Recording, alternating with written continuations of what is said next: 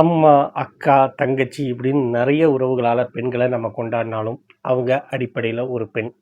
அவங்களுக்குன்னு தனிப்பட்ட முறையில் ஒரு வாழ்க்கை இருக்குது. அந்த வாழ்க்கைக்கு நாம் மரியாதை கொடுக்கணும். அவங்களுக்கான தேவைகளுக்கு நாம் மதிப்பு கொடுக்கணும். அதை நம்ம புரிஞ்சுக்கணும் அப்படின்னு பேசுகிறதுக்கான ஒரு படம் தான் 100 சாமி.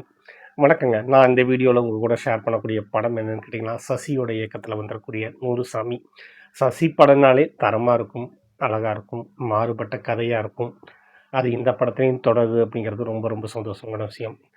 ஒரு அம்மா தன்னுடைய 2 மகன்களை வளர்க்குறாங்க. கணவனை இழந்த பிறகும் அவங்களுக்கு மறுமணம் செஞ்சுக்கணுங்கிற ஆசை வருது. ஆனால் மகன்கள் தடை போடுறாங்க. அவங்களுக்கு பிடிக்கல அப்படிங்கிறனால அதை விட்டுறாங்க.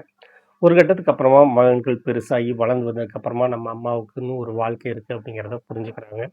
அவங்க மறுமணம் செய்ய வைக்க மகன் முயற்சி செய்கிறான். இதுதாங்க இந்த படத்தோட கதை. படமாக பாருங்கள், உங்களுக்கு பிடிக்கும், நல்லாயிருக்கும். மியூசிக்காக இருக்கட்டும், சினிமாட்டோகிராஃபியாக இருக்கட்டும், எடிட்டிங்காக இருக்கட்டும், எல்லாமே ஃபஸ்ட் கிளாஸாக இருக்கும். ஃபஸ்ட் ஹாஃப் பொறுத்த வரைக்கும் ஸ்லோவாக தான் போகுது. பட் அந்த கதைக்கு அந்த ஸ்லோனஸ் தேவைப்படுது. செகண்ட் ஹாஃபில் விஜய் ஆண்டனியோட கேரக்டர் வந்ததுக்கப்புறம் படம் பரபரன்னு போகுது. கமர்ஷியல் ஆடியன்ஸுக்கும் பிடிச்ச மாதிரி தான் படத்தை எடுத்திருக்காரு. சசி. ஸோ குறை சொல்ல வேண்டிய அவசியம் கிடையாது. கவர்ச்சிகளோ, வக்கரங்களோ, வன்முறைகளோ அதிகம் இல்லாத ஒரு படம். மனசுக்கு இதமாக இருக்குது. குடும்பத்தோட ரசிகர்கள் பார்க்கக்கூடிய ஒரு படமாக இருக்குது. அதை தாண்டி நம்ம எல்லாரையும் நூற்றாண்டுகளாக ஒரு மனைவி இறந்தவுடன் ஆண் புது மாப்பிள்ளை ஆயிடுறான். ஆனால் அந்த கணவன் இறந்ததோட அந்த பொண்ணோட வாழ்க்கை முடிஞ்சு போயிடுது அப்படின்னு நம்ம எழுதாத சட்டமாகவே வச்சுட்ருக்கோம் இல்லையா? அதுக்கு செருப்பால் அடித்த மாதிரி ஒரு கேள்வி கேட்டிருக்காங்க. ஸோ அவ்வளோதான் இந்த படத்தோட விமர்சனம். எனக்கு அவ்வளோ பிடிச்சிருக்கு. ஸோ நீங்கள் பாருங்கள். நான் சொல்கிற கருத்தோடு நீங்கள் ஒத்து போகிறீங்களான்னு தெரியல. ஒத்து போனீங்கன்னா மகிழ்ச்சி. மறுமணம் அப்படிங்கிறது இருவருக்கும் பொதுவானது.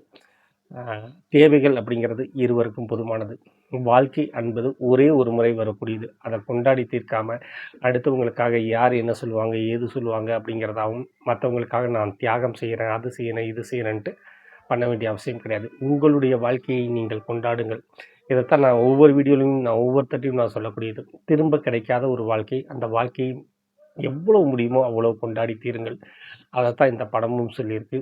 அவசியமாக பாருங்கள். 100 சாமி உங்களுக்கு கண்டிப்பாக பிடிக்கும்னு நினைக்கிறேன். Thank you so மச்ங்க.